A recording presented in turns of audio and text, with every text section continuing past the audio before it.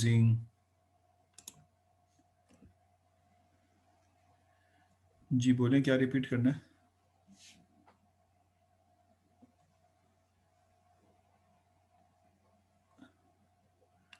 जल्दी से बोलते हैं, अनम्यूट करके अपने आप को।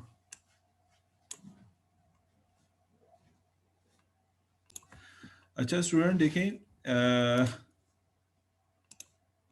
ये हमारा कॉस फंक्शन है, और कॉस फंक्शन बोल रहा हूँ, ग्रेडियंट डिसेंट फंक्शन है, और हम चाहते हैं कि अपने कॉस फंक्शन को इससे डेरिवेटिव कर लें ताकि रिजल्ट आ जाए। अब दो चीज़ें अननोन है, ग्रेडियंट डिसेंट का एक्चुअल पूरा थ्योरी, दूसरा ये कि ये लर्निंग रेट क्या होता है अल्फ़ा, और तीसरा ये कि हम जब यहाँ पे अपने कॉस फंक्शन को रखेंगे तो डेरिवेटिव करके रिजल्ट क्या आएगा। तो ये तीन काम हम करते हैं अभी। इसमें से पहला काम हम ये करते हैं जो मोस्ट इम्पॉर्टेंट है, कि मैं अगर आपसे ये कहूँ कि आप ग्रेडियंट डिसेंट को पढ़ लें तो आप पढ़ लेंगे, पढ़ तो आप सभी लेंगे माशाल्लाह, लेकिन हमने फॉर्मूले को यूज़ कर लिया है। तो अब अपने कॉस फंक्शन के फॉर्मूले को यहाँ रख के मैं डेरिवेटिव सबसे पहले करता हूँ, उसके बाद फिर हम कोई आगे करते हैं कि ये जो आपके पास ग्रेडियंट डिसेंट का एक अप्रोच है वो क्या कहता है, कि अगर आप एक पहाड़ पे हैं और वहाँ से उतर रहे हैं तो आप इस डायरेक्शन में भी ज़मीन पे आ सकते हैं, इस डायरेक्शन में भी ज़मीन पे आ सकते हैं। इस तरह के कई मल्टीपल डायरेक्शन है जिससे आप ज़मीन पे यानी अपने ग्राउंड लेवल पे आ सकते हैं। तो वो स्टेपिंग कैसे होगी, तो वही कन्वर्जेंस जो है वो इतनी ज़्यादा ना हो जाए, बल्कि आप बेहतर कन्वर्जेंस के थ्रू आएँ, तो वो हमें यहाँ पे, तो ये सारा आपने देखा था, ये डायग्राम भी मैं शो कर चुका हूँ। ये डायग्राम भी मैं आपको समझाऊंगा कि डिफरेंट वैल्यू पे किस तरह मूवमेंट हो रही है इसकी, और सही ग्राफ बन रहा है। अगर आप देखें तो शुरू में आपने बिल्कुल गलत सलत लाइन ड्रॉ कर दी थी, ये ब्लू वाली लाइन। आपके जहन में था कि भाई, क्योंकि हमें इनिशियल पॉइंट लेते हुए तो हमें पता ही नहीं होता कि हम कौन सी रिग्रेशन लाइन बना रहे हैं, लेकिन आस्ते आस्ते ये जब कन्वर्ज हो रहा है ना, देखिए ये बॉल फंक्शन कन्वर्ज हो रहा है आस्ते आस्ते, ये एक्चुअल में यहाँ पे आके ड्रॉ हो जाएगा। जब ये यहाँ पे आके फॉल कर जाएगा तो ये लाइन जो है बिल्कुल बेस्ट लाइन यहाँ बन चुकी हो, और उसके पीछे वो थीटा की सिलेक्शन है, जो थीटा हमारे पास एग्जिस्ट करता है। तो आप देखेंगे तो ये आस्ते आस्ते वैल्यू जो है वो अपने आप को चेंज करे, तो आप देख रहे हैं ये वो बॉल फंक्शन है जो चेंज हो रहा है। अब आप देखिए ये कन्वर्ज हो रहा है, यहाँ पे ये कंटूर वाला बॉल है, मैं दोबारा सॉरी ये बार बार ले जाता हूँ उधर, ये वाला बॉल है, तो इसके क्योंकि टू डायमेंशनल है तो उसके बीच में जाना चाह रहे हैं, तो इसका स्लाइस लेके समझा रहा है आपको। तो ये आप डिफरेंट थीटास की वैल्यूज पे आपकी लिगरेशन लाइन बेहतर होती जा रही है, और दूसरी डायरेक्शन में कॉस फंक्शन आपका मिनिमम होता जा रहा है, तो ये इस जगह जाके फॉल करेगा। ये कॉस फंक्शन का ग्राफ है और ये हमारी रिग्रेशन लाइन का ग्राफ है। तो अब ये देख लीजिए आप कि आपकी रिग्रेशन लाइन ऑटोमेटिकली बेहतर हो गई, और जब बेहतर हो गई तो अब इसके बाद आप जितनी भी इसको चलाएंगे तो ये अपने पॉइंट से बाहर नहीं निकलेगा। This is called basically your क्या कहते हैं उसको, कॉस फंक्शन की बिहेवियर ऑन डिफरेंट थीटास, ये डिफरेंट थीटास पे कॉस फंक्शन का बिहेवियर, और ये best regression line from worst to best regression line, और ये जो डॉट डॉट है ये सारे के सारे आपके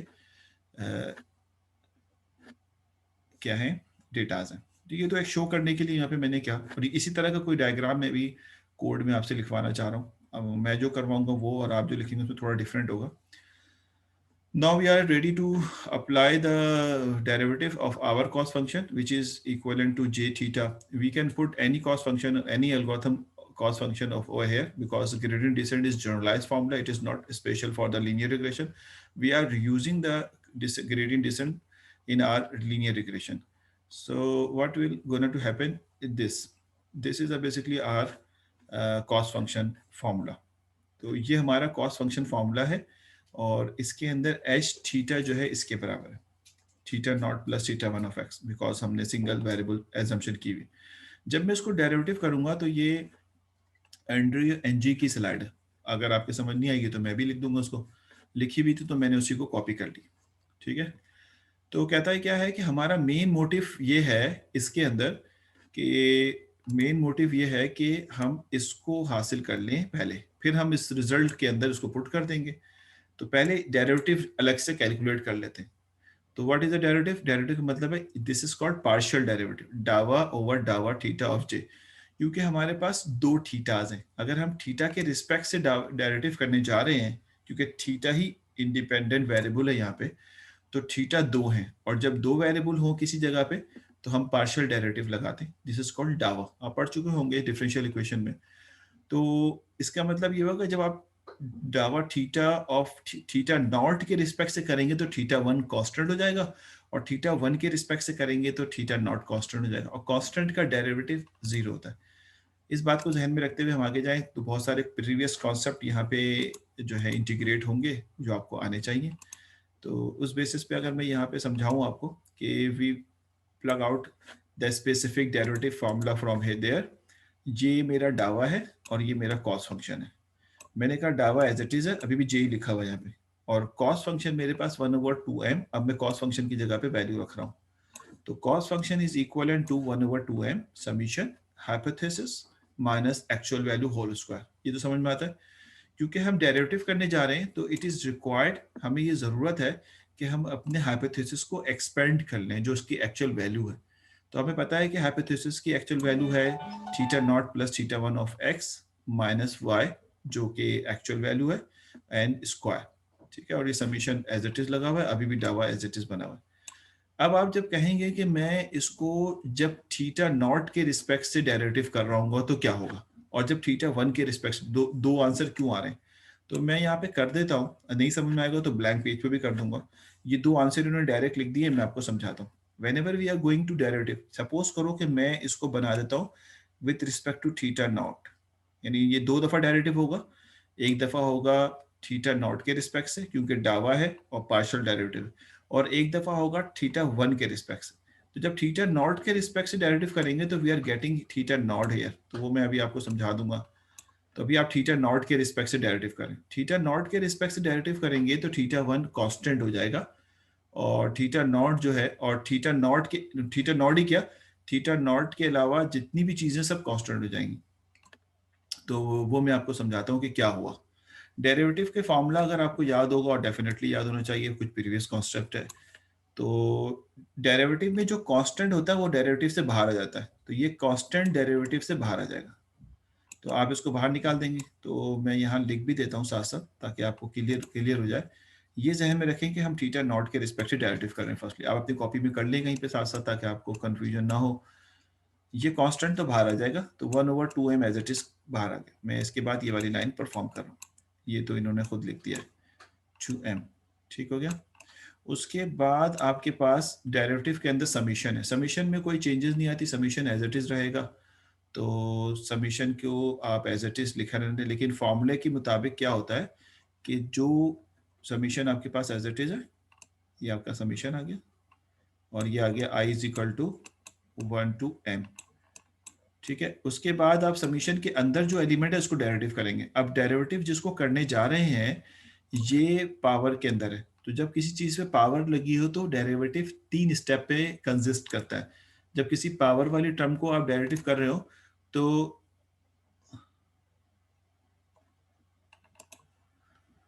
चलो जी ब्लैंक शीट पे कर देते हैं भाई, वो कह रहे हैं ब्लैंक शीट पे कर दें, तो ready to go for blank sheet.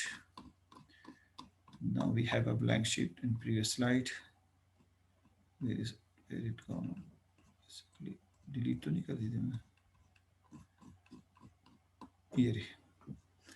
अच्छा भाई ब्लैंक शीट पे कर देते हैं, राइटिंग में थोड़ा सा गड़बड़ हो तो उसके लिए पहले से माजरत। अच्छा भाई देखो हम करने क्या जा रहे हैं, विच इज इक्वल टू, ठीक, डावा ओवर डावा थीटा नॉट, ठीक, which is derivative of 1/2m 1/2m, and then summation, और ये summation i is equal to 1 to m, and then bracket sign. मैं h की जगह पे उसकी पूरी वैल्यू लिख रहा हूँ क्योंकि डेरिवेटिव हो रहा है ना। तो theta not minus theta one of x, and sorry plus होगा, एन माइनस वाई जो एक्चुअल वैल्यू होती है, ये हाइपोथेसिस की वैल्यू को मैंने एक्सपेंड कर लिया an square. This is called basically your derivative. अब डेरिवेटिव जब करने जाएंगे तो फर्स्ट टाइम जो डेरिवेटिव आएगा, यानी आप इस वक्त जे ऑफ थीटा नॉट के रिस्पेक्ट पे बैठे हैं, सिर्फ नोटेशन लिख रहा हूँ मैं यहाँ पे क्योंकि पार्शियल डेरिवेटिव है तो पहले थीटा नॉट के रिस्पेक्ट से कर रहे हैं। इसको डेरिवेटिव करेंगे, कांस्टेंट डेरिवेटिव से बाहर आ जाता है, तो 1/2m कांस्टेंट है वो बाहर आ जाएगा, और आपके पास डेरिवेटिव होने के लिए जो चीज़ बचेगी वो क्या बचेगी, डावा ओवर डावा थीटा नॉट, पार्शियल डेरिवेटिव है। और समीशन एज इट इज़ रहेगा, आई इज इक्वल टू 1 से लेकर m तक एज इट इज़ रहेगा। और यहाँ पे आ जाएगा theta naught plus theta 1 x and minus Y which is whole square. अब डेरिवेटिव करना शुरू कर रहे हैं, तो डेरिवेटिव जब करेंगे तो 1/2m एज इट इज। और जब डेरिवेटिव अप्लाई कर रहे हैं तो मैं इसको एक ब्रैकेट लगा देता हूँ ताकि ये पूरा डेरिवेटिव का साइन तो हट जाएगा। समीशन अपनी जगह पे एज इट इज, और वो है i इज इक्वल टू 1 से लेकर m, इस पर कोई चेंज नहीं आएगा। अब जब डेरिवेटिव के अंदर की चीज़ को सॉल्व करेंगे, जब इसके इनर पार्ट को सॉल्व करेंगे तो पहले पावर को नीचे उतारेंगे।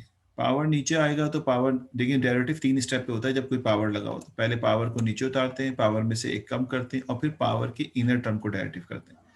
ये 3 स्टेप्स डेरिवेटिव के होते हैं। तो सबसे पहले पावर नीचे उतारेंगे तो 2 नीचे आ जाएगा, फिर पावर की में से एक एलिमेंट कम कर देंगे, तो पावर में से एक एलिमेंट कम करेंगे, 2 में से एक कम करेंगे तो रिजल्ट आ जाएगा theta naught plus theta 1 x minus Y. ये तो आ जाएगा, पावर में से एक कम कर दिया, 2 में से एक कम करेंगे एक आ जाएगा, तो वो एज इट इज लिख दिया। ठीक है, दोबारा बता दो, 3 स्टेप प्रोसेस होता है। पहले पावर को नीचे उतारते हैं, पावर में से एक कम करते हैं, फिर पावर के अंदर जो चीज़ है उसको डेरिवेटिव करते हैं। तो एक ब्रैकेट लगा के मैं अंदर वाले पार्ट को डेरिवेटिव कर रहा हूँ। थीटा नॉट के हिसाब से डेरिवेटिव हो रहा है, तो थीटा नॉट के अलावा जो भी चीज़ होगी वो सारा की सारा कांस्टेंट होगा। तो अंदर 3 हिस्सों में डिवाइडेड है, एक थीटा नॉट है, एक थीटा 1x है, एक माइनस वाई। इसमें सिर्फ थीटा नॉट के रिस्पेक्ट से आप डेरिवेटिव कर रहे हैं, बाकी थीटा 1x और y सब कांस्टेंट है। तो थीटा नॉट का डेरिवेटिव थीटा नॉट के डेरिवेटिव से करें तो 1 आता है। किसी भी चीज़ का डेरिवेटिव अपने आप से किया जाए 1 आता है। x का डेरिवेटिव x से करें तो 1 आ रहा था, याद होगा आपको। इसके बाद जो अगले डेरिवेटिव है थीटा 1 और x, ये इसका डेरिवेटिव 0 हो जाएगा। किसी भी कांस्टेंट जिसके रिस्पेक्ट से डेरिवेटिव कर रहे हैं उसके अलावा कोई टर्म हो तो उसका डेरिवेटिव 0 होता है। तो इस पूरे थीटा 1 और x का डेरिवेटिव 0 हो जाएगा। एंड सिमिलरली माइनस y का डेरिवेटिव भी 0 हो जाएगा। This is called 3 step derivative of any kind of the power term. तो फर्स्ट से पहले आपने 2 को नीचे उतारा, 2 में से एक कम कर दिया और उसके बाद इसके इनर पार्ट को डेरिवेटिव कर दिया। Whenever you will adjust all of these things तो यू विल गेट बेसिकली 1/2। अब देखें ये 2 समीशन के अंदर है ना, कॉन्स्ट समीशन की प्रॉपर्टी है ये सारी पुरानी बातें डिस्क्रीट मैथ में पढ़ी थी। समीशन से 2 बाहर आ जाएगा तो वी कैन राइट 2/2। तो मैं पहले ही कट कर दूं क्योंकि अब थोड़ा सिंप्लीफाई हो जाए कि ये 2 जो है वो इस 2 से कट हो सकता है। अब याद है ये 2 क्यों लिखा था मैंने क्या मतलब इन्होंने क्यों लिखा था, इसलिए कि ये बाद में डेरिवेटिव से कट होना चाहता था। तो only remaining part is called 1/m, right. और summation sign, summation should be either I is equal to 1 to m, and the element is remaining inside the summation is theta naught, right, plus theta 1 of x, theta 1 of x, sorry, theta 1 of x and minus y. And what about the other, ये this bracket यहाँ पे कोई importance बची नहीं क्योंकि 0 0 खत्म हो गए और 1 से मल्टीप्लाई होकर तो यही बच गया। तो this is your final result जो मैं आप और फर्निश करके लिख देता हूँ। तो ये आ जाएगा आपके पास थीटा, ये वही साइन 1 से लेकर m तक जा रहा है, मैं लिख नहीं रहा इसको। This is called H theta of x. देखिए अब इन दोनों को मैंने शॉर्ट करके लिख दिया एच थीटा ऑफ एक्स, है ना ये, क्योंकि ये x है, theta naught plus theta 1x जो है H theta of X minus Y. अब होल स्क्वायर गायब हो गया, ये मेरे पास जे थीटा के रिस्पेक्ट से डेरिवेटिव आ गया। ये ध्यान में रखिएगा डेरिवेटिव आया है, ये एक डेरिवेटिव आ गया जो कि जे थीटा नॉट के रिस्पेक्ट से डेरिवेटिव है, इसलिए मैंने जे थीटा नॉट लिखा है मैंने इसका आंसर। ये पहला डेरिवेटिव का आंसर है। अब इसी तरह से आप क्योंकि पार्शियल डेरिवेटिव है तो आप दूसरा डेरिवेटिव भी करेंगे, और दूसरा डेरिवेटिव जो है, सही ना, आप समझ आ गए। अब दूसरा डेरिवेटिव जो है वो आपके पास थीटा 1 से के रिस्पेक्ट होगा, उसमें थोड़ा चेंज आएगा, अभी मैं एडजस्ट करूंगा। अभी मैंने एडजस्ट नहीं किया फॉर्मूले में, अभी मैंने अपने ग्रेडियंट डिसेंट के डेरिवेटिव वाले पार्ट को पिक किया है, एडजस्टमेंट बाकी है अभी। एडजस्टमेंट में आपको अब इसको एक जगह लिख लें ताकि जब मैं एडजस्ट करूं तो आपको पता हो कि आप क्या चीज़ एडजस्ट कर रहे हैं। तो मेरे ख्याल है ये समझ में आ गया होगा, आसान है। नाउ अब आप जो है वो जो है आप क्या करेंगे, यहाँ पे इसको मैं क्लीन कर देता हूँ। क्लीन करने के बाद अब हम, बल्कि नहीं, ये वाली लाइन को क्लीन नहीं करना है मुझे, तो लिहाजा मैं यहाँ तक समझ में आ गया है, मैं इसको कंट्रोल जी करके वहाँ तक पहुँचा देता हूँ कि ये वाली लाइन मुझे दोबारा लिखनी ना पड़े। यहाँ पे मैं सिर्फ थीटा 1 कर दूंगा इसको। तो इसको मैं क्लीन कर रहा हूँ कंट्रोल जी करके, ये रिवर्स ऑर्डर में क्लीन हो जाएगा। मुझे एडवांटेज ये मिलेगा कि वो लाइन लिखी भी मिल जाएगी।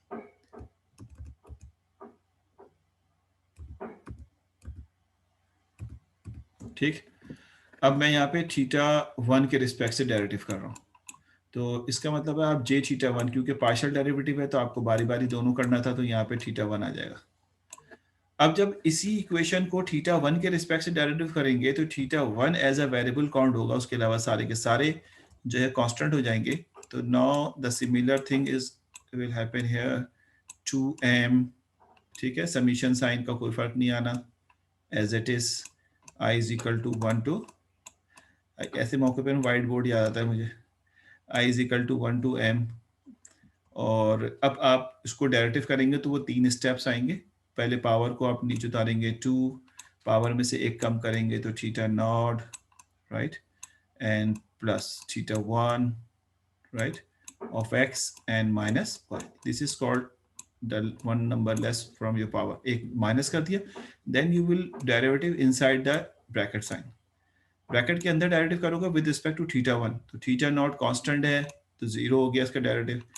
अब यहाँ पर 0 नहीं होगा क्योंकि थीटा 1 एग्जिस्ट करता है। थीटा 1 का डेरिवेटिव थीटा 1 के रिस्पेक्ट से करेंगे तो 1 और आंसर आ जाएगा x। तो ये x यहाँ पे आंसर आ जाएगा। आपको याद होगा कि जब आप 2x को डेरिवेटिव करते हैं, 2x को डेरिवेटिव करते हैं x के रिस्पेक्ट से, आपको अपनी पुरानी बातें याद आ रही होंगी, और आपको कहा जाएगा उसको डेरिवेटिव करो तो आंसर इसका 2 आ जाता है। 2 क्यों आ जाएगा? x का डेरिवेटिव x से 1 और कांस्टेंट बाहर। तो सिमिलरली यहाँ पे थीटा 1 का डेरिवेटिव थीटा 1 से 1 और कांस्टेंट x है, तो बाहर यहाँ पे x कांस्टेंट है। y का डेरिवेटिव 0 हो गया, तो आपके पास फाइनल वर्जन इसका आ गया, ये 2 है।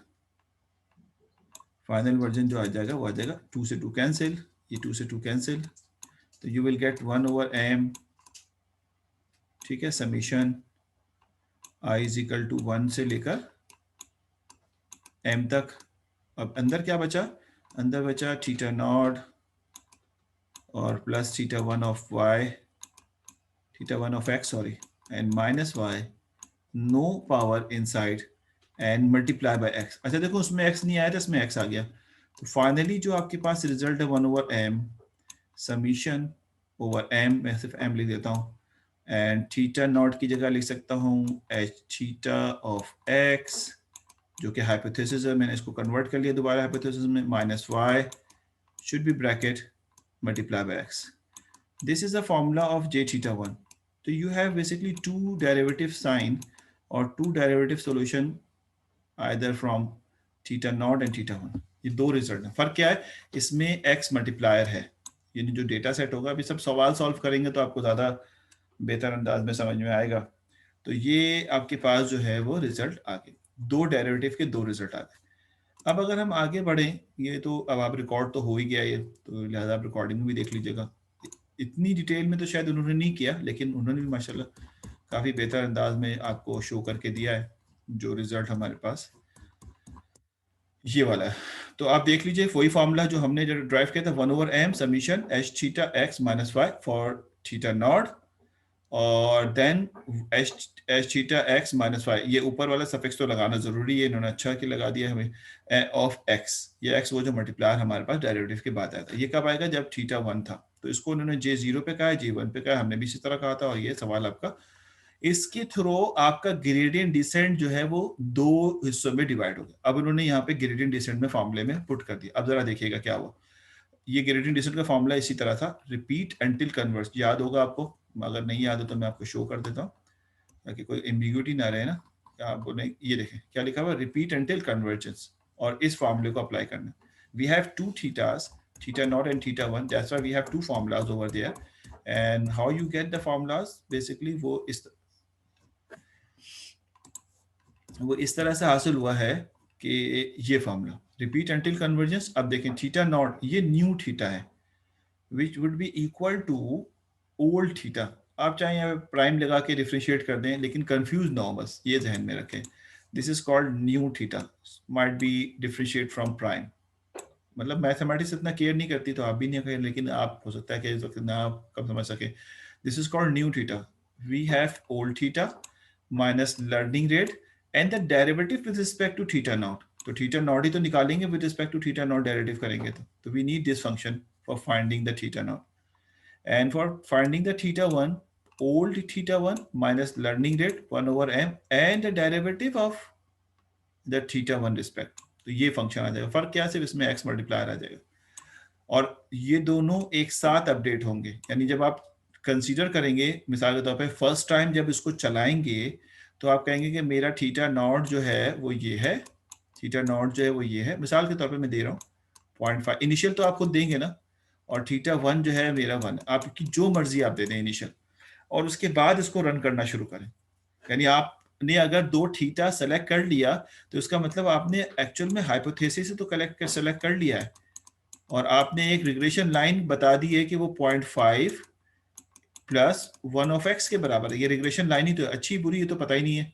अब आपने कन्वर्जन शुरू कर दी और उस वक्त तक कन्वर्ज करेंगे जब उसने कहा ना अनटिल कन्वर्ज। कन्वर्ज का मैं बता चुका हूं कि जो प्रीवियस थीटा नॉट और थीटा 1 की वैल्यू है जब करंट मालूम करें तो दोनों की वैल्यू सेम आ जाए ऑलमोस्ट, तो आप कहेंगे कि कन्वर्ज हो गया, अब मजीद करने की जरूरत नहीं है। तो क्योंकि थीटा की वैल्यू है ये, मेरे ख्याल में कुछ लोग कंफ्यूज भी हो रहे होंगे कि भाई जीरो आ जाए, इसकी वैल्यू जीरो कभी नहीं आएगी। हाँ, अगर आप मेहनत ज्यादा करना चाहते हैं तो थीटा की वैल्यू कॉस फंक्शन में उठा के रखें। ये कॉस फंक्शन नहीं है, ये ग्रेडियंट डिसेंट फंक्शन बन गया। तो जो थीटा आ रहा है उसको कॉस फंक्शन में जाके रखें, और अगर कॉस फंक्शन जीरो आ जाए तो आप कहते हो जाए तो ये एक एक्स्ट्रा बर्डन आ जाएगा हम पे। तो हम इसलिए कन्वर्जेंस को यहीं से चेक कर लेंगे कि the current value, the difference between the current value and the previous value should be minimum. Minimum से मुराद क्या है कि जीरो, सॉरी, इनका जो डिफरेंस है वो जीरो होना चाहिए। तो हम कह देंगे कन्वर्ज हो गया, और ये हमारे पास फॉर्मूला बन के आ गया। अब क्या बचा, लर्निंग रेट बचा। ये हमारा लेक्चर खत्म हो गया। लर्निंग रेट किसे कहते हैं कि फाइनली हम मतलब हमने अपने लीनियर रिग्रेशन की सारी चीज़ें जो है डिस्कस कर ली हैं।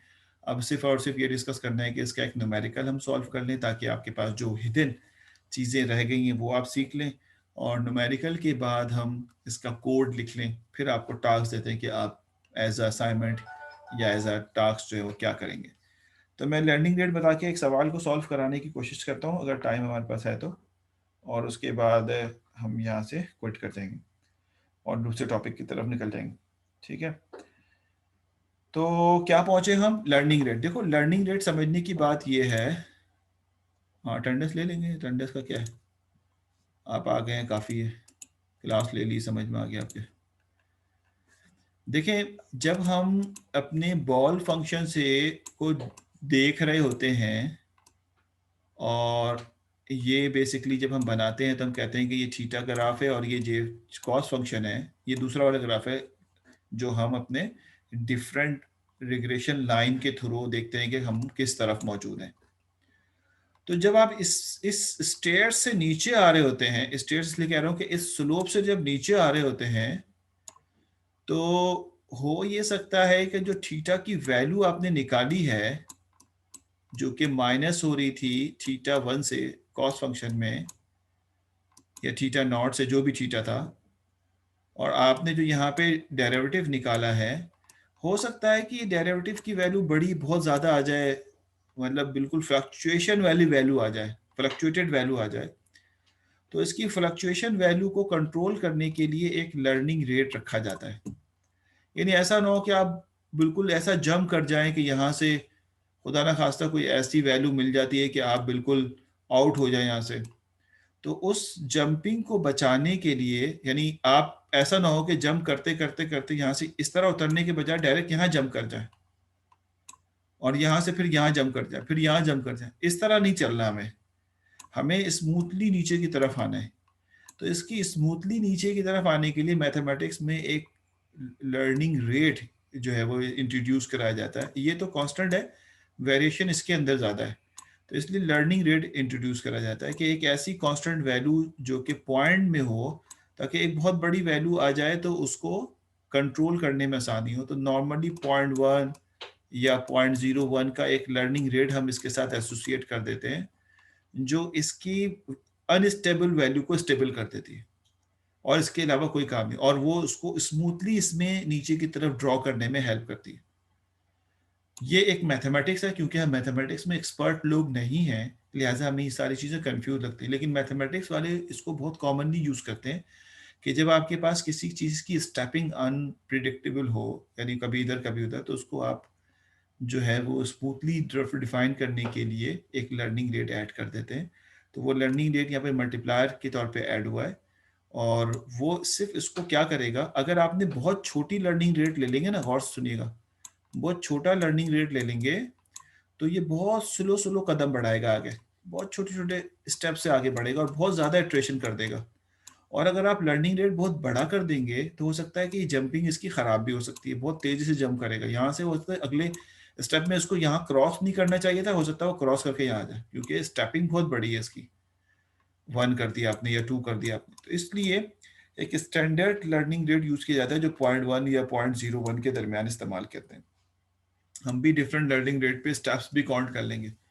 तो बस हमें ये नहीं सोचना, हमें सोचना है कि what is a learning rate. तो आप कहेंगे for smooth steps of conversion we introduce a learning rate, what value is the suitable, the 0.01 और आइदर इन बिटवीन 0.1 टू 0.01। और अगर कोई 1 दे दे तो गलत नहीं हो, कन्वर्ज तो उसने होना है, लेकिन डाइवर्जन की तरफ जाके इधर उधर बिखरता रहेगा, अनप्रेडिक्टेड हो जाएगा। तो इसलिए लर्निंग रेट इस्तेमाल करते हैं। ये लिखा हुआ होगा कहीं ना कहीं, मैं शायद मिस कर गया हूँ, और डेफिनेटली कहीं ना कहीं इसकी डेफिनेशन भी यहाँ पे होगी। ठीक है, ये तो समझ में आ गई बात कि हमने एक लीनियर रिग्रेशन का कंप्लीट सॉल्यूशन, आप इसको, मैं अभी इसकी अटेंडेंस ले लेता हूँ आपकी, और आप इसको अगली क्लास में कंप्लीटली पढ़ के आइएगा, ताकि हम इसका बस इसका फौरन सवाल सॉल्व करेंगे, इसका कोड लिखेंगे और इससे जान छुड़ा लेंगे, फिर हम लॉजिस्टिक रिग्रेशन पे जंप कर जाएंगे अगली क्लास में। मैं आपको आज एक क्विज दूंगा और आपने उसको कल 12 बजे तक सबमिट कराना होगा। पहला क्विज नंबर 1, कम से कम कॉपी हो, कॉपी किया हुआ होगा तो स्टेट 0, आपकी मर्जी है, आप अपने दोस्त को चेक कराएं ना कराएं। सही है क्या 2 बजे? हाँ, मैं तो 12 बजे ले लूंगा आपसे, बस आप आज कर लीजिए उसको। एंडिंग टाइम बस 12 बजे तक है, अब आप ऑफिस को खुद ही मैनेज करें। अब एक एक स्टूडेंट की प्रॉब्लम्स डिस्कस करना ज़रा डिफिकल्ट होता है मेरे भाई। कम से कम कॉपी हो, क्योंकि फिर जो कॉपी करा रहा होगा, जो कॉपी कर रहा होगा, दोनों के मार्क्स 0 होने के बड़े चांसेस हैं। जेन्युइन पढ़ाई करेंगे, जेन्युइन में पढ़ाऊंगा, जेन्युइन आप पढ़ेंगे, बस ये जहन में रखें। नहीं नहीं, कल 12 बजे, कल 12 बजे तक, आज 12 नहीं, कल। आज मैं दूंगा और आप कल 12 बजे तक जमा कराएंगे, नॉट टुडे। इसलिए मैं पूरा दिन आपके पास कल का भी है, सुबह भी है, शाम भी है, आज रात भी है। तो I am not asking today, you will submit tomorrow till 12। अच्छा, मैं इसको स्टॉप कर दूं इसकी